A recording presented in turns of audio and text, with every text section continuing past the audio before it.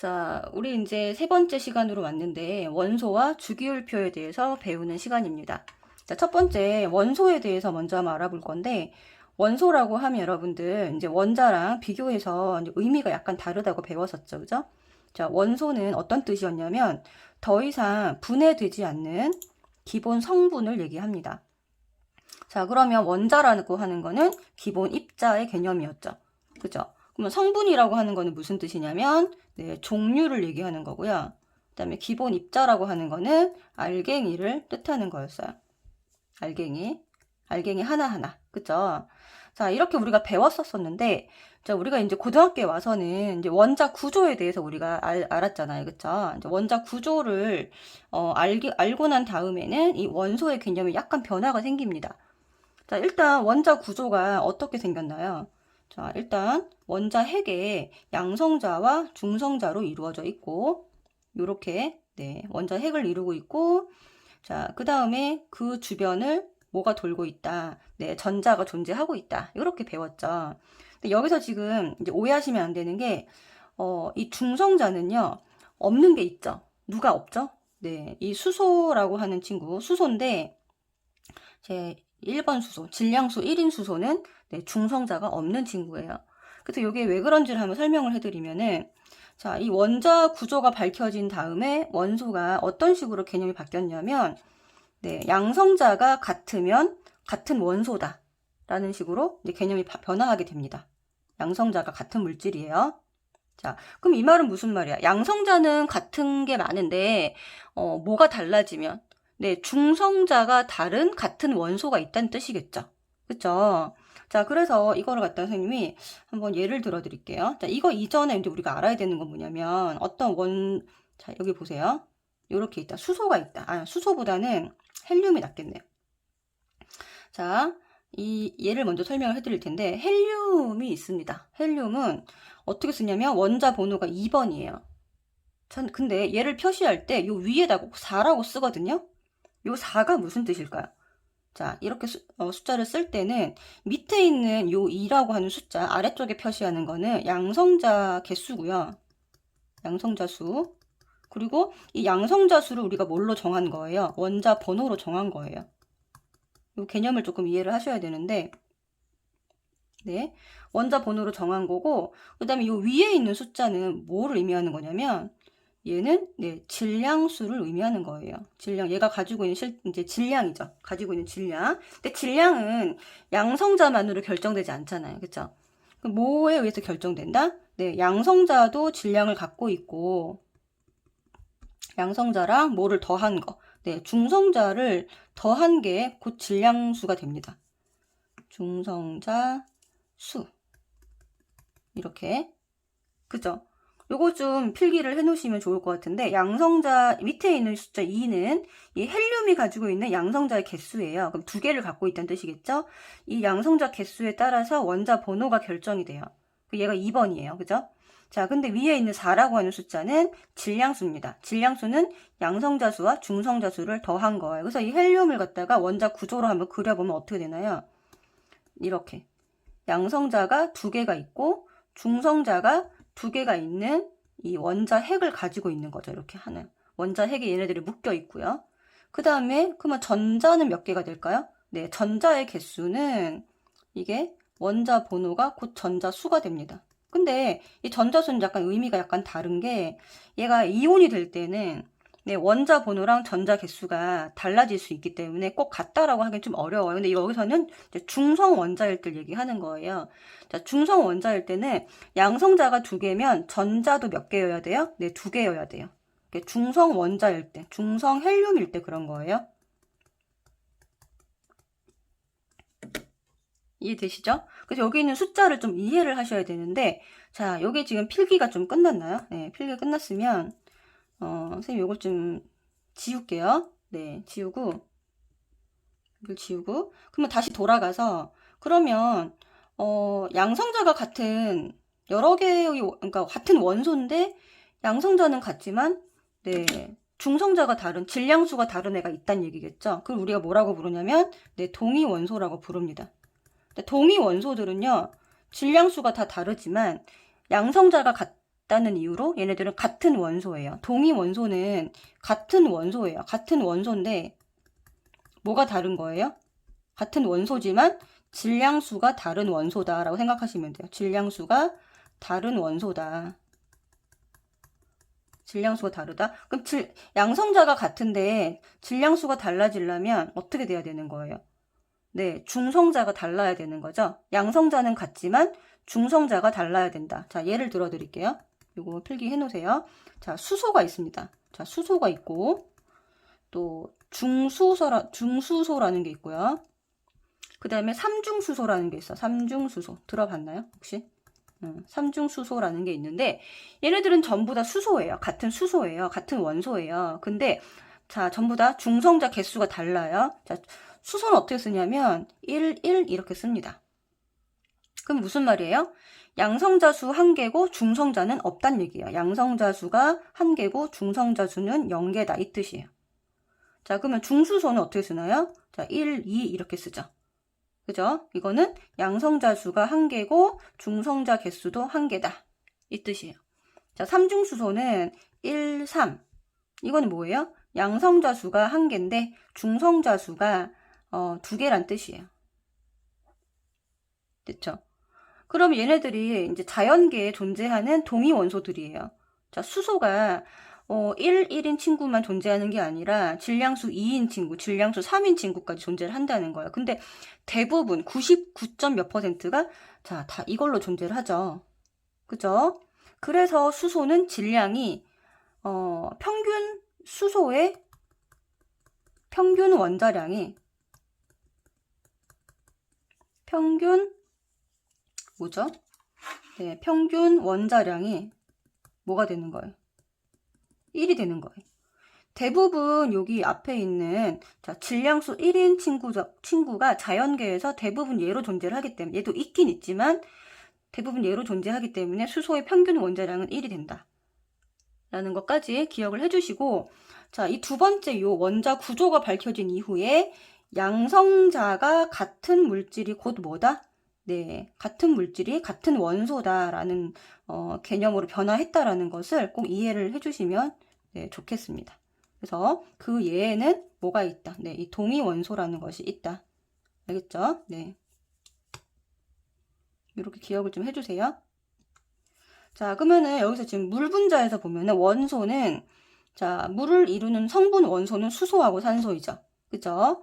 자, 근데 원자라는 개념으로, 이 원자라고 하는 개념으로 설명을 하면 물은 수소 원자 몇 개랑 2개랑 산소 원자 1개로 이루어져 있다 해서 개수의 개념으로 이 입자를 설명을 하셔야 됩니다.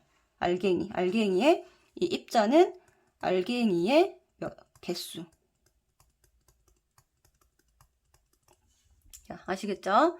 자, 그 다음에 이제 원자는 원자 핵 안에 어떤 존재로 자, 양성자와 중성자로 이루어져 있고 그리고 원자 핵 주변에 뭐가 존재한다? 전자로 존재한다. 양성자 개수랑 전자의 개수는 중성 원자에서는 같다. 그죠? 중성자는 다를 수 있다라는 거 꼭 기억을 해주시고 양성자는 플러스 전하 양전하고요. 중성자는 중성입니다. 전하가 없죠. 그리고 전자는 마이너스 전하 음전하를 나타낸다.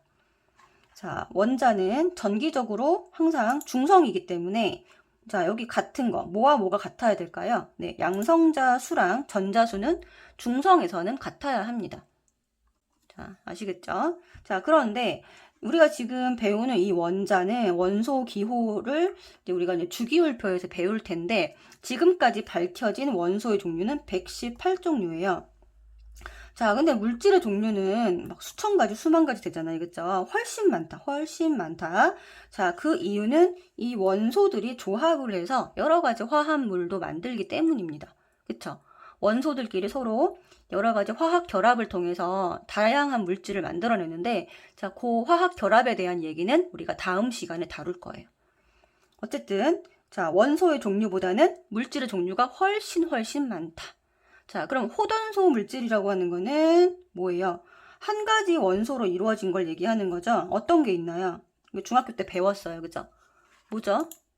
이런 것들이 있죠. 한 가지 원소로 이루어진 물질들이 있습니다. 이런 것들.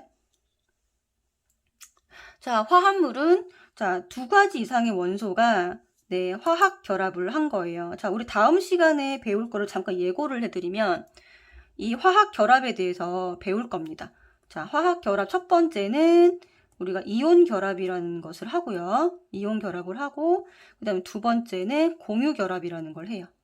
그리고 하나 더 있는데 근데 고등학교에서 배우는 거는 이제 화원에서 가면은 금속 결합이라는 것도 배우고 그리고 이제 배위 결합이라는 것도 있어요. 근데 자, 요거는 이제 화학 시간에 가서 배우는 거고요. 요번 시간에는 자, 다음 시간에는 요번 시간이 아니죠. 다음 시간에는 이온 결합이랑 공유 결합에 대해서만 우리가 자세하게 배울 거예요.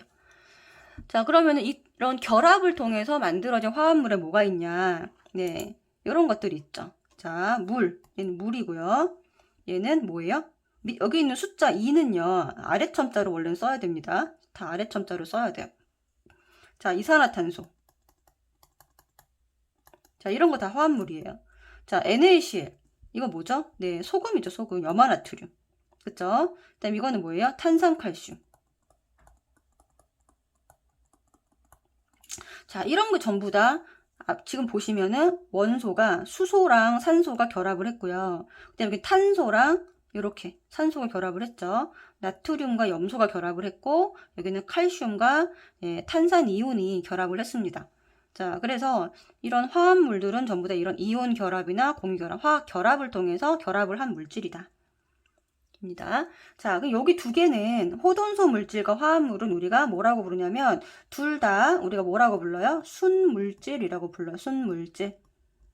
자, 그럼 세상에는 순물질만 존재하는 게 아니죠.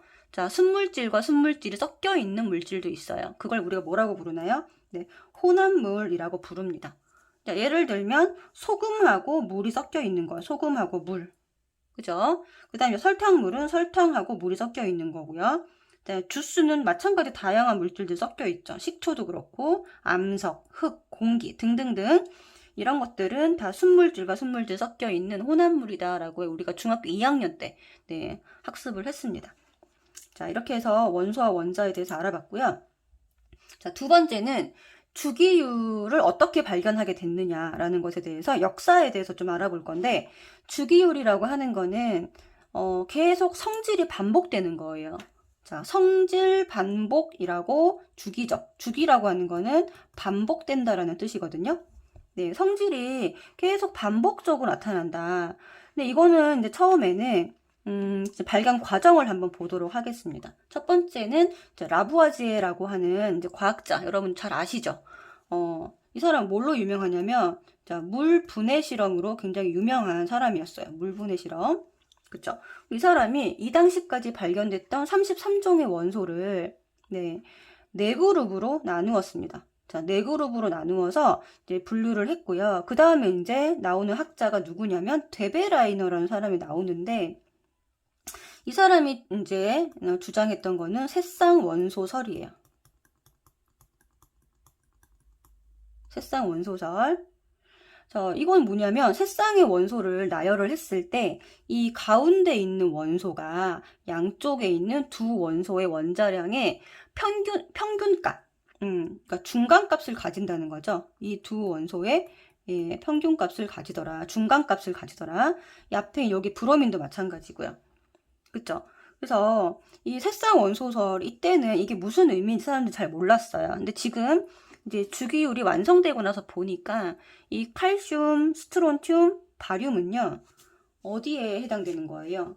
네, 얘는 이족 원소에 해당되는 거예요. 그 다음에 염소, 브로민, 이게 왜 안 없어지죠? 염소, 브로민, 아이오딘 같은 경우는 얘네들은 다 어디에 해당되냐? 네, 17족 원소에 해당되는 거죠. 그래서 이게 이제 족 개념의 시초가 되었다. 족은 이따 설명드릴게요. 이게 무슨 의미인지는. 그러니까 세로줄을 얘기하면 됩니다. 이렇게 주기율표가 있으면은 이렇게 가로줄을 우리가 이제 뭐라고 할 거냐면 주기라고 할 거고요. 세로줄을 뭐라고 할 거냐면 이걸 족이라고 할 거예요. 그래서 여기 1족, 2족, 3족, 4족 이런 식으로 얘기를 할 거거든요. 그래서 이제 칼슘, 스트론튬, 바륨은 여기 있는 두 번째 족에 해당이 됐더라 이거고요. 그 다음에 염소, 브로민, 아이오딘은 요 끝에 있는 17족 세로줄에 얘네들이 존재하더라라는 걸 의미하는 거죠. 그죠? 그래서 이따가 주기율표를 보면서 이걸 설명을 한번 다시 드릴게요. 어쨌든 얘는 족 개념의 시초가 되었다. 17족, 얘는 2족. 자, 그 다음에 나온 사람은 누구냐면 뉴렌즈라고 하는 사람이에요. 뉴렌즈라고 하는 사람은 옥타브설을 주장을 했습니다. 자, 옥타브라는 게 뭐냐? 음계에서 나오는 건데 음악하는 사람들은 알겠죠? 8계단을 말하는 거예요. 그래서 8을 의미하는 거고요. 자, 8개의 원소마다 성질이 반복되었다라는 거죠. 자, 그래서 이 새쌍 이것들은 뭐냐면 족 개념의 시초고요. 그다음 옥타브설은 이게 지금 18족 원소를 발견하기 전이라서 그런 건데 지금은 9번째 원소마다 반복됩니다. 원소마다 성질이 반복이 되고 있어요. 지금 현재는 18족 원소 발견 전이기 때문에 1, 2, 3, 4, 5, 6, 7, 그 다음에 다시 8, 8번째 원소부터 계속 반복이 되는 거죠. 그죠? 자, 그래서 주기율의 개념적인 토대가 되었다라고 합니다. 그래서 라부아지에 데베라이너, 뉴렌즈까지는 이 순서를 좀 기억을 해주시고 각각의 학자가 주장했던 것이 어떤 개념인지도 기억을 해주면 좋겠어요. 그죠? 자, 그래서 멘델레예프는 이제 이때까지 발견됐던 63종의 원소를 무슨 순서로 배열을 했냐면 원자량 순으로 배열합니다. 자, 원자량이라고 하는 거는 원소들의 상대적인 질량이라 단위는 없어요. 단위는 없지만 탄소를 12라고 놨을 때 아까 나왔던 수소는 1이고요. 네. 그 다음에 탄소가 12고 그 다음에 산소는 16. 그죠? 네. 그 다음에 염소는 35.5. 요거는 동위원소 때문에 계산을 해보면, 네, 35인 친구랑 37인 친구가 몇 대 몇, 거의 한 4대 1의 비율로 존재를 하고 있기 때문에 요런 숫자가 나오는 거죠. 그죠? 어쨌든 간에 얘네들은 다 원자량이 이 탄소를 기준으로 해가지고 정한 것이다라는 거 알고 계시면 되고, 이 63종의 원소를 원자량 순으로 배열을 해봤더니 네, 주기가 나타났다라는 거죠.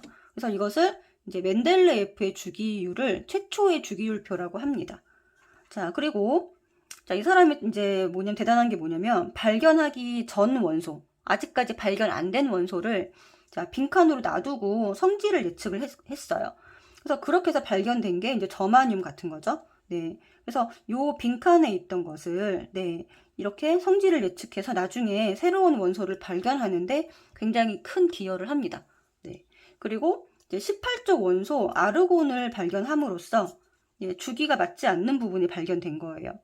자, 현재 주기율표에서는 아르곤 다음에 칼륨입니다. 요 다음에 칼륨인데요.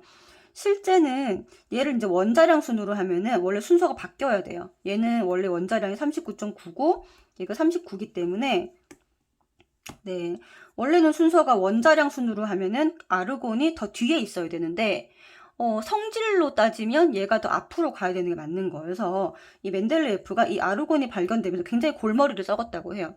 얘 때문에 이게 순서가 바뀌니까. 그죠? 그래서 어쨌든 이 아르곤의 발견으로 얘가 이제 18족 원소거든요. 18족 원소인데 얘를 발견하는데 뭔가 맞지 않는 부분을 발견한 거예요. 이것을 이제 우리가 멘델레예프의 한계성이라고 얘기를 합니다.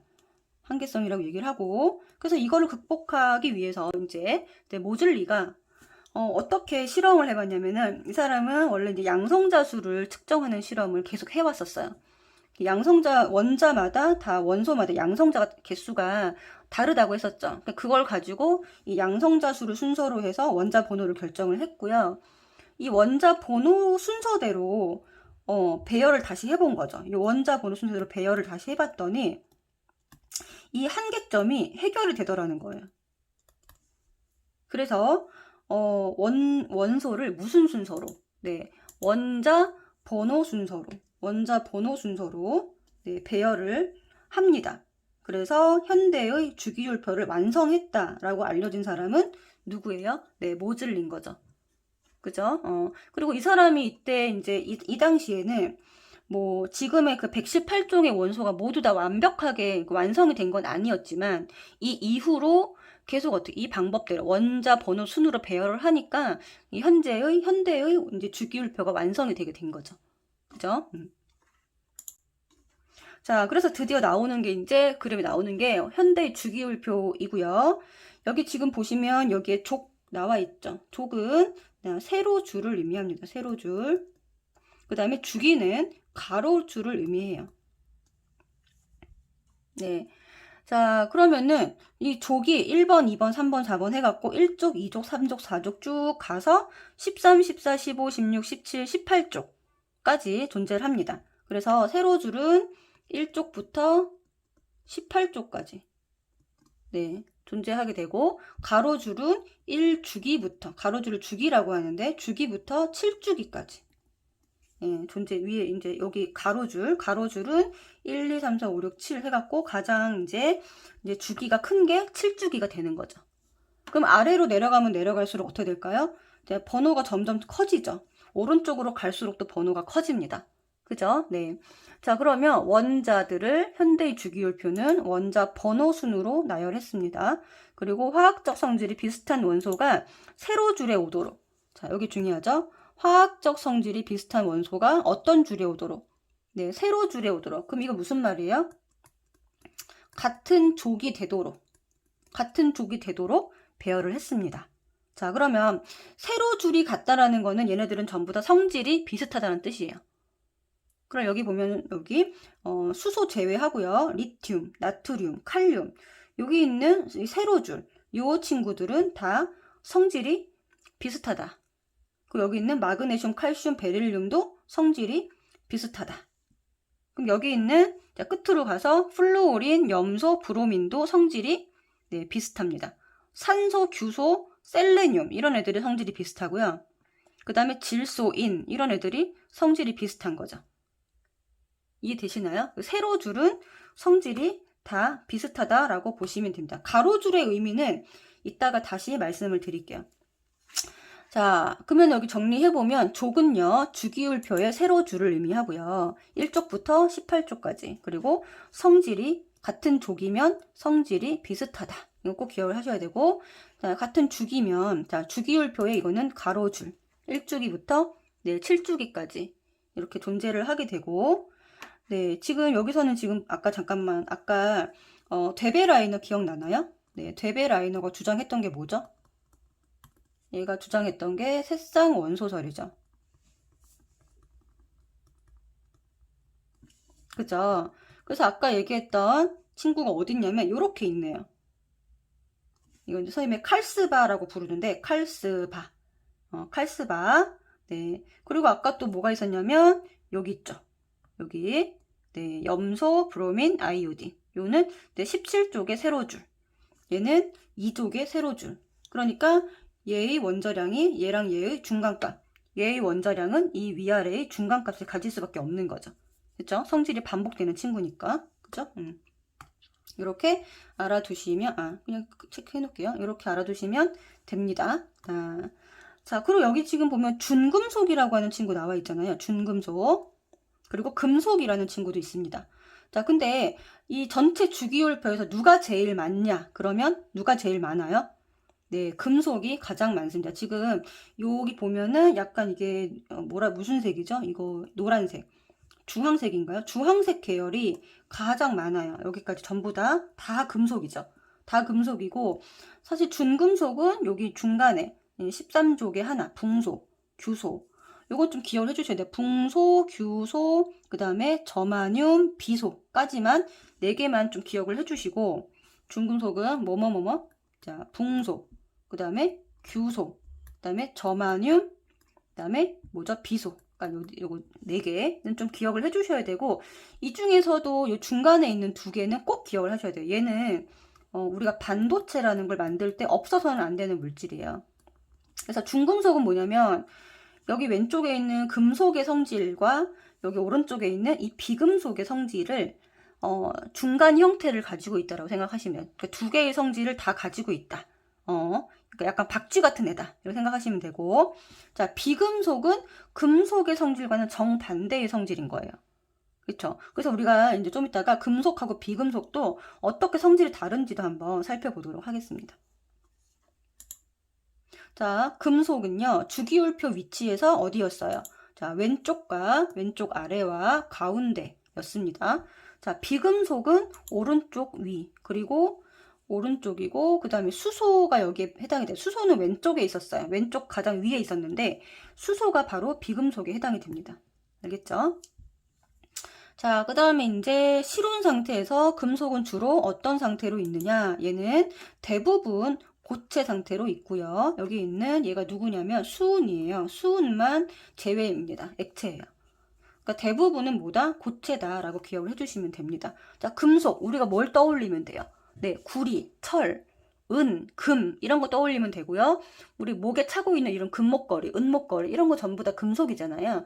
금속은 이 실온의 상태에서는 대부분 고체다 이렇게 생각해 주시면 되고, 자, 비금속은 얘네들이 합쳐져서 대부분 기체를 이루거나 또는 고체로 존재를 하는데 얘만 예외입니다. 자, 브로민이라고 하는 친구만 실온에서는 액체를 나타낸다.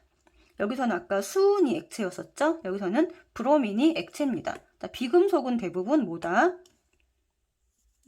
네, 비금속은 대부분 기체 또는 고체입니다.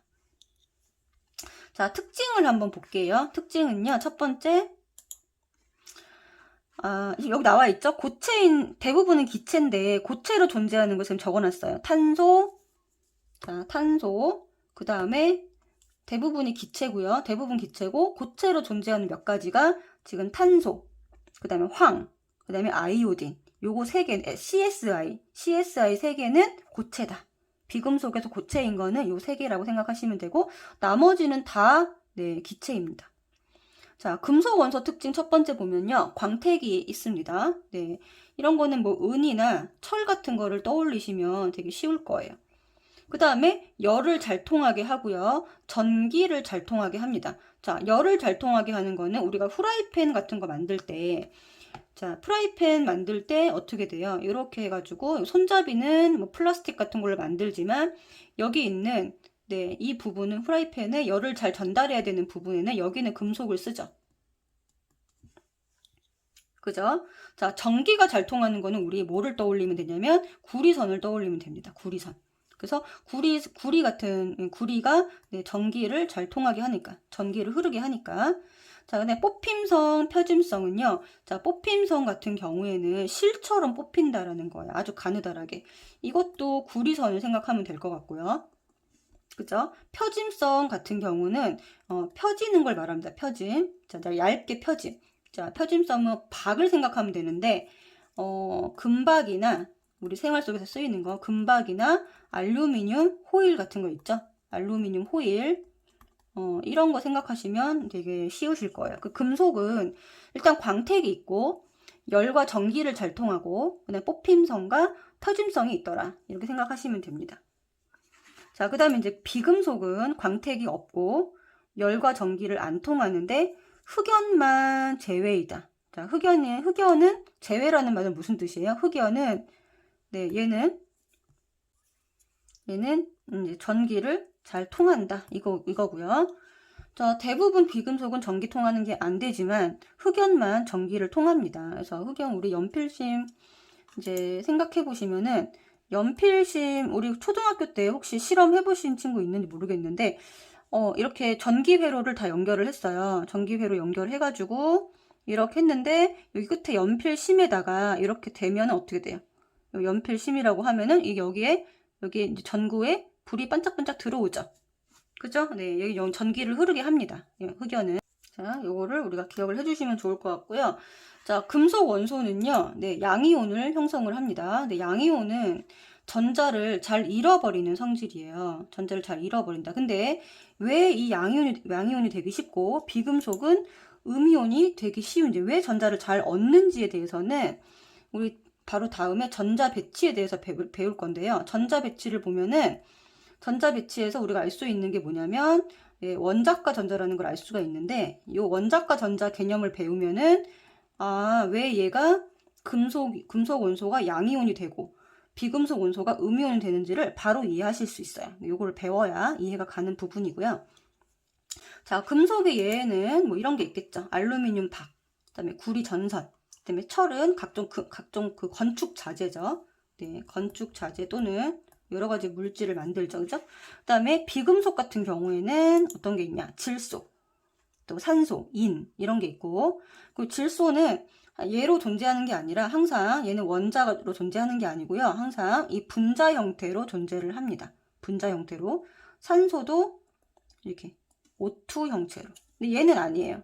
얘는 아니고 얘는 이제 이런 형태로 존재를 하고요. 네. 그다음에 뭐 염소 기체. 그죠? 아이오딘 또는 뭐 브로민 이런 거 전부 다 무슨 형태로 존재한다? 이렇게 이원자 분자 형태로 존재를 합니다. 그리고 아까 중금속은 설명해드렸죠? 네, 금속 원소와 비금속 원소 성질을 모두 가지거나 아니면 중간 정도. 자, 전기 전도성도 중간의 형태를 가집니다. 그죠? 자, 원자의 전자 배치에 대해서 이제 배우면은 여기서 원자과 전자라고 하는 개념이 나오게 되고, 원자과 전자의 개수, 원자과 전자 수를 알게 되면 이걸로 인해서 뭐가 반복된다. 아, 성질이 반복이 되는구나라는 거를 여러분들이 이제 깨닫게 돼요. 그래서 원자과 전자 수가 되게 중요한 거죠. 그죠? 자, 그럼 원자 구조는 아까 얘기했지만 양성자, 중성자, 전자로 이루어져 있고, 자, 양성자 수에 따라서 뭐가 결정되고, 원자 번호가 결정되고, 그 다음에 전기적으로 중성이니까 양성자 수랑 전자 수가 같아야 되고, 양성자 수, 전자 수, 이게 원자 번호를 의미하는 거다라고 얘기했습니다. 그 다음에 아까 얘기했죠? 질량수는 양성자 개수랑 중성자 개수를 더한 값이다. 그래서 이거는 이제 C 탄소 12번. 자, 탄소 12번 이렇게 부르는, 네, 질량수 이건 12라는 뜻이고요. 질량수가 12인 탄소다 이런 뜻이에요. 그래서 얘는 이제 질량수가 다르니까 얘는 수소 1 이렇게 부르고요. 얘는 수소 2, 얘는 수소 3 이렇게 부르는데 전부 다 수소라는 거죠. 철수가 살이 찌기 전 50kg인 철수, 100kg인 철수, 같은 철수이듯이 얘네 다 마찬가지라는 거예요. 살을 찌게 만드는 건 누구라는 거예요? 질량이 많이 나가게 만드는 거 누구다? 중성자라는 거죠. 양성자 개수는 변함이 없다. 자, 이해되셨죠? 자, 그럼 다섯 번째, 전자 배치의 원리에 대해서 알아볼 건데, 첫 번째 이렇게 전자 껍질이라고 하는 개념이 나오죠. 이거는 처음 들어보는 말은 아니죠. 그죠? 우리가, 이제 원자 핵의 구조를 보면은 중간에 이제 양성자와 중성자로 이루어진 원자 핵이 이렇게 존재를 하고, 그 주변에 전자가 돌고 있다고 했었는데, 이제 러더퍼드 같은 경우에는, 러더퍼드의 모형에서는 여기가, 네, 얘가 계속 원운동을 하고 있어서, 원운동을 하고 있다. 전자가 계속 원운동을 하고 있다라고 얘기를 했었고, 그 이론에 따르면 어떻게 돼야 돼요? 얘가 빙글빙글 돌면서 결국은 원자 핵에 부딪히는 오류가 난다 그랬죠. 그쵸? 그래서 이거를 이제 어떻게 주장을 했냐면, 보어라고 하는 사람이, 자, 보어의 전자 궤도 모형입니다. 보어의 전자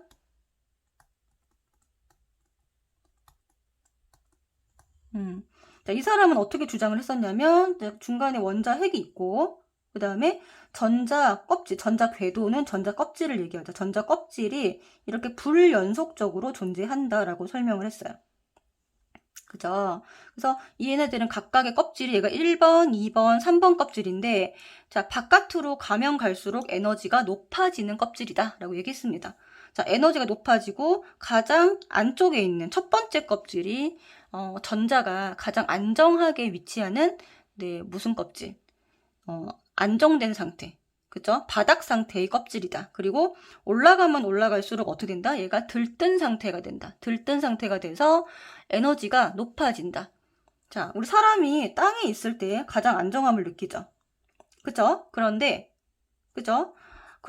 얘가 이렇게 아주 높은 다이빙 때에 올라갈 때 있다고 생각해 보세요. 다이빙 때에 이렇게 올라가 있으면 어떻게 돼요? 얘가 여기 이렇게 올라가 있어. 그럼 어떻게 돼요?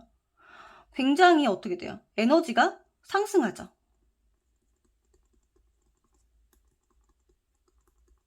그쵸? 여기가 첫 번째 껍질이고 여기가 세 번째 껍질이라고 하면 똑같습니다. 여기 에너지가, 얘가 지금 첫 번째 껍질이 사람으로 치면은 땅에 존재하고 있는 상태인 거예요. 그쵸? 여기 땅에 서 있을 때 가장 안정함을 느끼고, 높이 올라가면 올라갈수록 우리가 이제 중학교 때 배웠을 때는 뭐가, 어떤 에너지가 상승한다? 네, 위치 에너지가 상승한다라고 했는데, 여기는 뭐냐면, 각각의 껍질이 다 에너지를, 고유의 에너지를 가지고 있고요.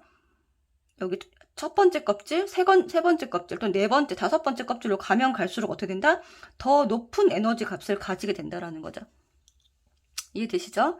그래서 여기 전자 껍질을 정리해보면 원자에서 전자가 존재할 수 있는 특정한 에너지 준위를 가진 궤도가 있다. 에너지 준위를 다른 말로 하면은, 자, 에너지 레벨을 얘기합니다. 자, 준위라고 하는 거는 계단을 뜻하고요. 계단. 이렇게 에너지가 계단 형태로 이렇게 높아지는데, 네, 높아지는데 이거를 이제 레벨이라는 말로도 써요. 에너지 레벨.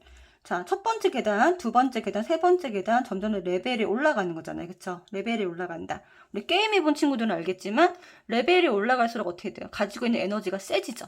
그쵸? 그래서 에너지 준위라고 하는 거는 레벨을 뜻하고 에너지 준위가 점점 바깥 껍질로 갈수록 세진다라고 생각하시면 됩니다. 그래서 원자 핵에 가까울수록 에너지 준위는 낮은 게 되는 거죠. 됐죠? 자, 전자배치 원리는요. 일단은 원자 핵이랑 가까운 껍질부터 전자가 채워지는 게 이제 이 전자배치의 가장 기본적인 원리예요. 왜?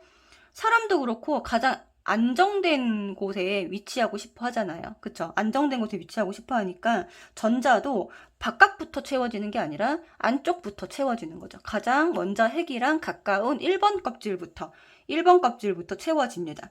자, 근데 여기 채워지는데 개수가 있어요. 여기는 공간이 있기 때문에 첫 번째 껍질에는 최대 2개까지밖에 전자가 못 들어가요. 두 번째 껍질부터는 8개의 전자가 채워질 수 있습니다. 그래서 원소의 종류에 따라서 고유의 뭐를 가진다? 네, 전자 배치를 가지는 거죠. 자, 수소 같은 경우는 전자를 1개 가집니다. 1개. 그 다음에 헬륨은 전자를 몇 개 가지죠? 2번 원소니까 2개를 가지죠. 그쵸? 각각의 원소가 가지고 있는 원자 번호에 따라서 가지고 있는 전자의 개수가 달라지게 되는데 이 전자가 채워지는 것이 가장 안쪽 껍질부터 채워진다 라고 생각하시면 되고요. 그리고 두 번째 껍질에 8개가 다 채워지면 그 다음 껍질로 넘어간다라는 거죠. 그래서 이거를 우리가 무슨 규칙이라고 얘기를 하냐면 네, 옥텟 규칙이라고 얘기를 합니다. 8개의 전자까지만 채워지면은 되게 안정해지고 8개의 전자를 채우려고 원자들이 노력한다라는 거죠. 옥텟 규칙. 자, 그러면은 전자 배치에 따라서 흡수하거나 방출하는 에너지 양도 다르기 때문에 고유의 뭐를 가진다? 선 스펙트럼을 가진다라는 거죠. 선 스펙트럼을 가진다. 그리고 원자과 전자는 무슨 말이냐면 이게 되게 중요한 게 나오죠.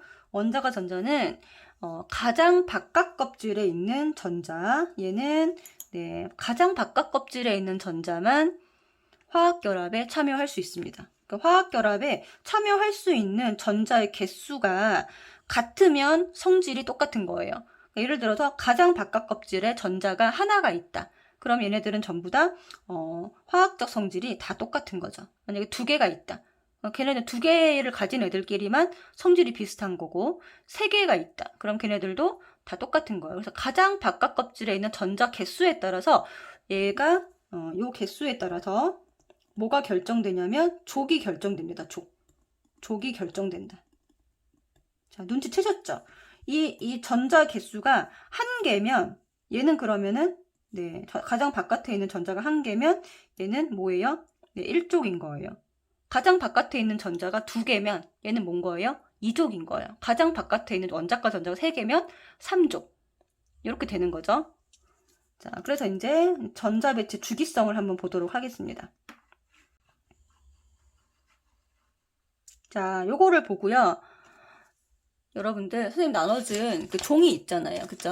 요거를 갖다가 점을 한번 찍어 볼 건데요. 여기서 자, 수소가 지금 자, 이거를 이렇게 표시해 봅시다. 자, 그러면 전자의 개수를 한번 표시를 해 보면 자, 수소는 1번입니다. 1번이니까 전자가 하나이니까 여기 하나만 표시를 해 주면 돼요. 그죠? 원자의 전자 배치. 자, 그 다음에 헬륨이 갑자기 18쪽으로 간 것은 중간에 있는 요 사이에 3족부터 12족까지는 우리가 공통과학에서 다루지 않습니다. 여기는 지금 나중에 이제 배우겠지만 오비탈이라고 하는 것이 있는데, 여기에 있는 원소들은요 다 이제 d 오비탈이라고 하는 것을 사용을 하기 때문에 우리가 다루는 20번까지의 원소들은요 s 오비탈과 p 오비탈을 사용하는 이 지금 20개의 원소들만 다루게 될 거예요. 네, 그렇기 때문에 13족에서 12족에 해당되는 그 원소들은 우리가 지금 제외하고, 그 다음에 1족, 2족, 그 다음에 13, 14, 15, 16, 17, 18쪽까지만 우리가 지금 다루게 될 거고요. 요거는 나중에 이제 오비탈 이론을 이제 화원에서 우리가 배우게 돼요.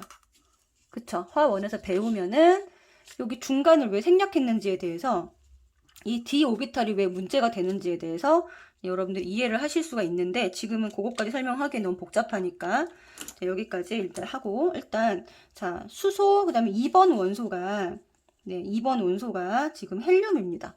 자, 헬륨은 전자가 2개예요. 근데 이제 첫 번째 껍질은 2개까지만 들어갈 수 있다고 했잖아요. 그래서 헬륨은 이제 꽉 찬 상태입니다. 꽉 찬 상태면 이 전자 껍질에 전자가 꽉 차게 되면요, 가장 안정한 상태의 원소가 돼요. 얘네들 안정하고, 그 다음에 안정하기 때문에 화학 결합을 한다 안 한다? 화학 결합을 하지 않는 족이 바로 18족입니다. 얘네들은 결합을 하지 않아요. 무슨 말이냐? 가장 안쪽 껍질에 2개, 그 다음 껍질부터는 8개씩 찬다 그랬는데, 2개, 여기는 8개, 8개가 다 찬 원소들이기 때문에 얘네들은 더 이상 결합의 이유가 없는 거죠. 그 말은 무슨 말이에요? 화학 결합을 한다라는 거. 우리 다음 시간에 배울 것은 옥텟을, 그러니까 2개, 8개를 만족하지 않은 원소들이 그 2개나 8개를 만족하기 위해서 결합을 한다라는 거죠. 그럼 무슨 말이야? 화학 결합을 한다라는 거는 옥텟을 만족하기 위해서 결합을 한다. 자, 화학 결합의 이유는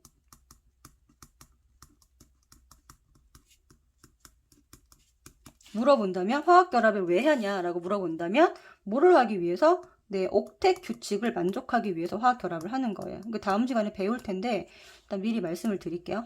옥텟 규칙을 만족하기 위해서.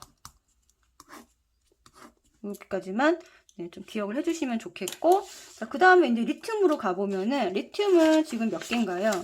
리튬은 3번이니까 전자도 3개겠죠. 그러면 가장 안쪽에 2개를 채우고 그 다음에 1개를 채우면 됩니다.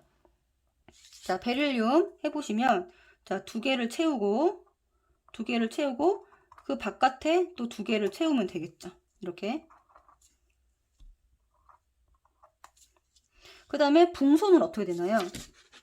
붕소는 5번이니까 2개를 채우고요. 이게 안 나오냐? 이걸로 해볼게요. 자, 2개를 채우고 바깥에 3개를 채우면 되겠죠. 그죠? 자, 탄소는 6번이니까 2개를 채우고 바깥에 하나, 둘, 셋, 4개를 채우면 됩니다. 자, 여기까지만 같이 해보고 나머지 밑에는 여러분들 요거 보고 해보시면 돼요. 자, 7번은 뭐예요? 2개를 채우고요, 안쪽에. 그 다음에 5개를 바깥에 채우면 되겠죠. 자, 그 다음에 산소는, 자, 2개를 채우고 바깥에 몇 개? 6개. 넷, 5, 6개. 그 다음에 플로우린은 2개를 채우고 바깥에 7개. 넷, 5, 6, 7개. 자, 네온은 2개를 채우고 바깥에 8개. 그래서 네온 같은 경우는 안쪽 껍질 하나, 둘, 셋, 넷, 다, 7, 하나 더 있어야 되죠. 자, 안쪽 껍질에도 2개, 그 두 번째 껍질 8개 모두 만족을 했기 때문에, 자, 모두 만족을 했기 때문에 얘는 뭐가 되는 거예요? 18족 원소가 되고 되게 안정한 상태, 화학 결합을 하지 않는 상태, 옥텟 규칙을 이미 만족하고 있는 상태입니다. 그죠? 자, 자, 그럼 여기 지금 나트륨까지만 하나를 더 해보면 나트륨은 11번이기 때문에 하나, 두 개. 그죠? 그 다음에 두 번째 껍질에 8개를 채우고, 다섯, 8개를 채우고, 가장 바깥 껍질에 세 번째 껍질을 넘어간 거죠. 자, 그러면은 여러분 지금 이 전자배치 주기성을 보시면은 지금 1쪽 원소를 보세요. 1쪽 원소는요, 지금 어떤가요? 가장 바깥에. 얘는 1개, 얘도 1개. 지금 여기 동그라미 치는 게 1개, 1개. 얘도 1개죠. 자, 그러면 최외곽 전자. 이제 가장 원자과 전자 수가 얘는 1개라는 걸 알 수 있고요. 그죠? 베릴륨하고 마그네슘은 2개씩 있다라는 걸 알 수가 있습니다. 원자과 전자 개수를 한번 파악을 해보시면은 얘가 왜 1족이고 2족이고 13족인지 알 수 있어요. 얘는 자, 3개죠. 그죠? 14족은 원자과 전자 개수가 4개입니다. 자, 그 다음에 15족은 5개고요. 16족은 6개고 17족은 7개입니다. 여기는 가장 바깥 껍질에 자, 이거는 이제 좀 다른 개념인데 원자과 전자 개수라고 하면 안 되고요. 원자과 전자는요. 화학 결합에 참여를 하는 애잖아요. 화학 결합에 네, 참여하는 전자 개수입니다. 근데 문제는 뭐예요? 얘네들은 꽉 차 있기 때문에 화학 결합에 참여를 못 하죠. 여기는 0개라고 표현을 해 주셔야 돼요. 이거 되게 중요하죠. 그죠? 0개라고 표현해 주셔야 되고 그럼 원자과 전자 개수가 곧 뭐를 결정한다? 족을 결정한다. 라는 거 알아두시면 되고 그러면 주기가 뭔지 이게 눈치챈 사람 있나요? 혹시? 주기라고 하는 거는 뭐다? 네, 여기 있는 껍질 개수죠. 전자 껍질 수입니다. 지금 1주기는 전자 껍질이 여기 하나, 여기도 하나. 그쵸? 2주기는 전자 껍질이 2개에 다 채워지는 거예요. 자, 3주기 원소들은 전자 껍질이 몇 개라는 거 알 수 있어요? 3개라는 거 알 수 있어요. 그러면 나트륨을 보면 나트륨은 네, 전자 껍질 3개, 3주기의 1족 원소다라고 얘기를 해주셔야 되고 마그네슘은 전자 껍질 3개니까 3주기의 2족 원소다. 원자과 전자 2개니까요. 그쵸? 여기 있는 황은요. 3주기에 네, 원자과 전자가 6개인 원소다. 6족 원소다. 라고 얘기를 해주시면 네, 됩니다. 자, 아셨죠? 자, 그러면은 여기 있는 1족하고 2족이 1족, 2족, 3족 얘네들을 우리가 뭐라고 부르냐면 얘네들을 전체적으로 뭐라고 불러요? 요렇게를 우리가 네, 1족, 2족, 3족까지를 금속 원소라고 얘기를 합니다. 금속 원소. 그죠?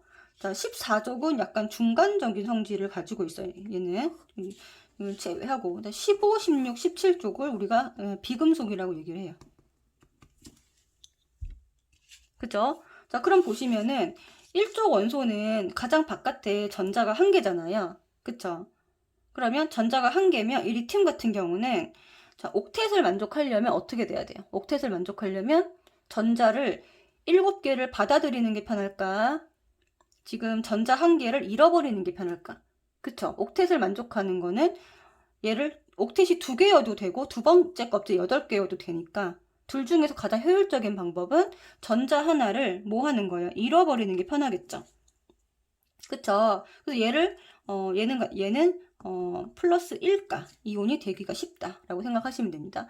그러니까 전자를 잃어버리면 뭐가 되는 거예요?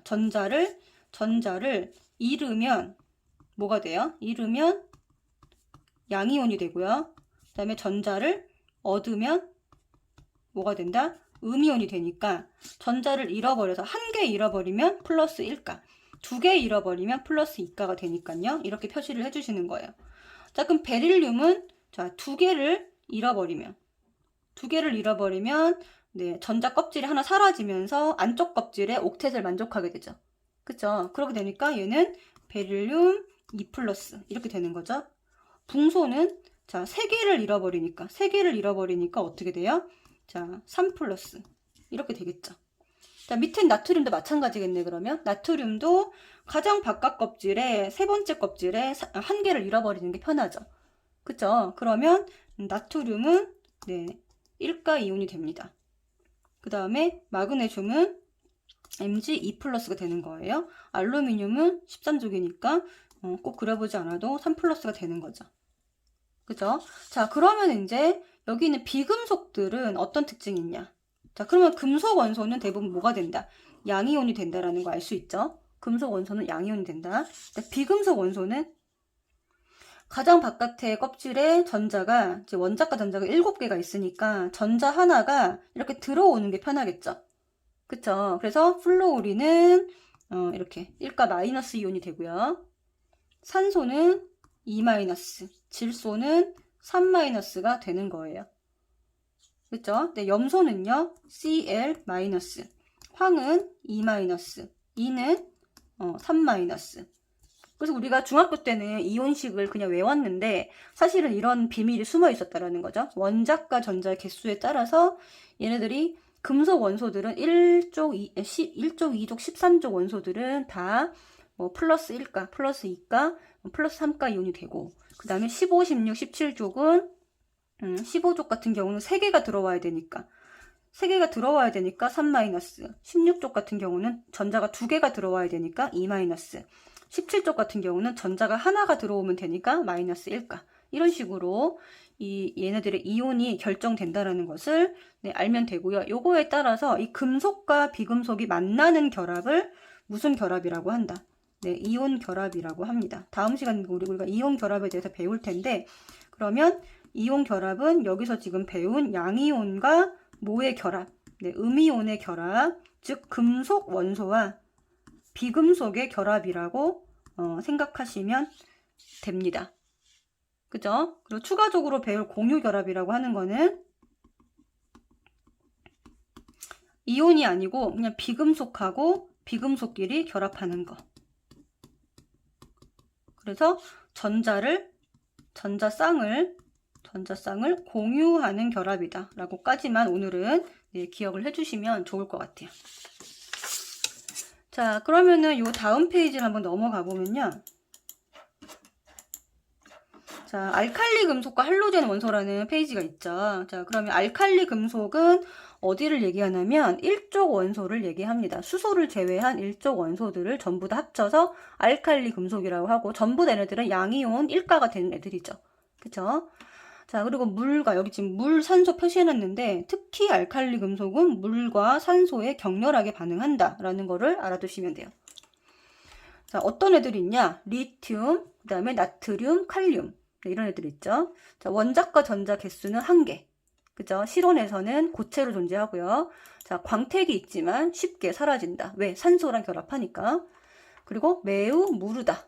기억하시면 되고, 밀도는 매우 작아서 물에 뜬다. 그리고 열과 전기 전도성이 있다. 금속이기 때문에. 자, 물과 반응을 해서 수소기체를 발생을 시킨다. 그리고 이 물과 반응하면 수용액 되잖아요. 그쵸? 이때 수용액 때 얘는 염기성을 나타내서 페노프탈레인을 붉은색으로 바뀌게 만든다 라는 거죠. 자, 산소와 반응성도 크고요. 자, 반응성을 비교해보면 원자 번호가 클수록 커진다라고 합니다. 자, 이건 왜 그러냐면 얘가 원자 번호가 크면 클수록 바깥 껍질에 원자과 전자가 있는 거죠. 자, 리튬 같은 경우는 2번째 껍질에 있는 거고요. 그 다음에 나트륨은 3번째 껍질에 전자 1개, 원자과 전자가 존재하는 거고, 칼륨 같은 경우는 4번째 껍질에 원자과 전자가 존재하는 거예요. 그러면 바깥 껍질에 있으면 있을수록 원자 핵의 구속을 덜 받죠. 그러면 가장 바깥 껍질에 있는 원자과 전자는 이제 집을 나가기가 쉬운 거예요. 그쵸? 집을 나가면, 그러면 집을 나가기가 쉬운 정도가 크면 반응성이 크다라고 얘기를 합니다. 그래서 좀 더 뭐가 자유롭다라고 생각하면 돼요. 가장 바깥 껍질에 있는 원자과 전자가 자유롭다. 자유로우니까 반응성이 다른 원소랑 이 전자가 다른 원소한테 갈 확률이 높다. 그 말은 반응성이 크다는 거랑 연결되는 거죠. 그죠?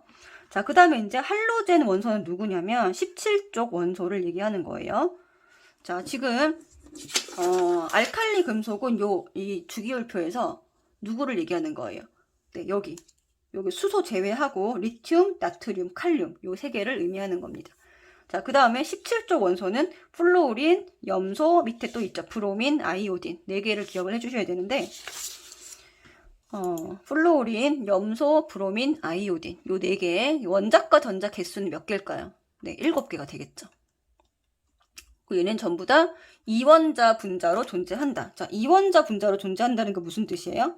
네, 플로우린 이렇게 존재하는 게 아니라 F2, 그 다음에 Cl2, Br2 이렇게 분자 형태로 존재를 한다라는 겁니다. 그리고 각각이 이 기체들이 굉장히 독특한 색깔을 나타내는데 이게 굉장히 중요한 특징이죠. 그죠?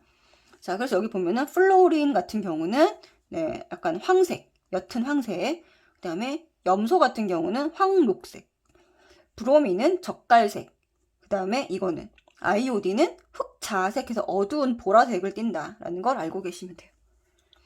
자, 그 다음에 원자 번호가 커지면 커질수록 1로 갈수록 커지는 거죠. 자, 원자 번호가 커지면 커질수록 점점 녹는 점이나 끓는 점이 증가한다라는 거는 이게 무슨 말이에요? 얘네들이 반응성이 크고 얘네 반응성이 작다라는 말은 얘네들이 뭐 한다? 네, 점점 뭐 한다? 결합력이 세다는 얘기예요. 그러면 원자 번호가 크면 클수록 얘네들을 녹이거나 끓이기 어렵다라는 그 뜻입니다. 플로우린은 녹는 점이 매우 낮아요. 그쵸? 그리고 아이오딘은 녹는 점이 매우 높습니다. 그쵸? 그래서 플로우린, 염소는 기체 형태로 존재하고요. 실온에서. 그래서 브로민은 액체. 그다음 아이오딘은 고체 상태로 존재를 하는 거예요. 자, 그 다음에 얘는 비금속이기 때문에 비금속은 열과 전기 전도성이 거의 없다 생각하시면 되고, 일단 비금속은 누구랑 결합을 잘한다? 네, 금속이랑 결합을 잘합니다. 그래서 여기 있는 자 금속과 결합을 해서 여기 나트륨하고 여기 있는 염소가 이렇게 결합을 하죠. 그래서 뭐를 형성한다? 네, 염을 형성해요. 지금 NaCl이 염입니다. 이거 우리가 소금이라고 얘기하는데 이걸 우리가 염이라고 얘기를 하는 거예요. 그리고 그러니까 염이라고 하는 거는 여기 있는 금속, 양이온과 그 다음 비금속의 음이온이 결합한 물질을 뭐라고 하는 거다? 염이라고 하는 거예요. 그 다음에 수소랑 결합력도 되게 센데 수소는 비금속이지만 얘는 H+를 띌 수가 있습니다. 그래서 일단 수소랑 결합을 해서 산성을 나타낸다라는 거죠. 자, 그리고 산성도는 누가 제일 크다? 네, 아이오딘이 큽니다. 아이오딘이 얘가 산성도는 이 밑으로 갈수록 점점 커진다. 그리고 반응성은 누가 제일 크다? 네, 얘가 제일 커요. 이 말은 무슨 말이에요? 원자 번호가 작으면 작을수록 인력이 크니까 전자를 더 잘 잡아당길 수 있다. 그래서 나중에 우리가 전기 음성도라는 개념도 배우게 되는데 이제 화원에 가면은 이 F 플로우린이 전기 음성도가 가장 커요. 4.0으로 가장 크고, 네, 이 전기 음성도의 개념 자체가 이 전자를 끌어당기는 정도입니다. 전자를 끌어당기는 정도. 그래서 플로우린이 가장 크고 그 다음에 염소, 브로민, 아이오딘 순으로 작아진다라고 생각하시면 돼요.